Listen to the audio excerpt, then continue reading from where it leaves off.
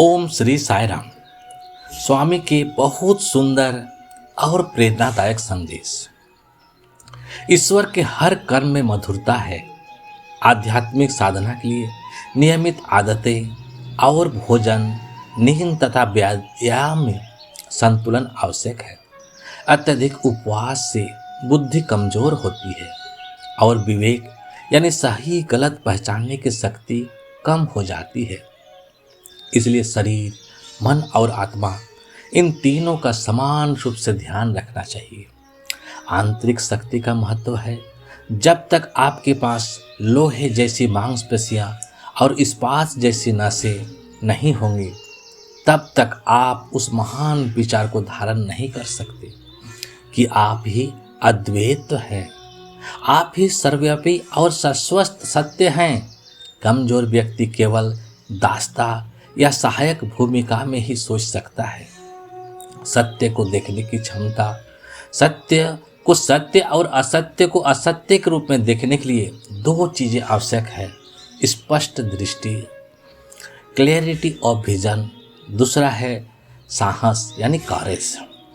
7 दीवारों का किला यानी आंतरिक प्रतीक मनुष्य के भीतर एक 7 दीवारों का किला है। पहला मैं और मेरा यानी ममकार। 6 दोष यानी षड रिपु, काम, क्रोध, लोभ, मोह, मद और मत्सर। भीतर का दिव्य हंस। इस किले के बीच में एक सुंदर बगीचा और एक सुंदर सरोवर है जहाँ एक दिव्य हंस खेलता है। यही हंस आपका सच्चा आत्म स्वरूप है। जब आप इसे पहचान लेते हैं तभी आपका उद्धार होता है। हमारा उद्देश्य, आप इस संसार में आए हैं लोक के स्वामी यानी लोकेश के दर्शन के लिए।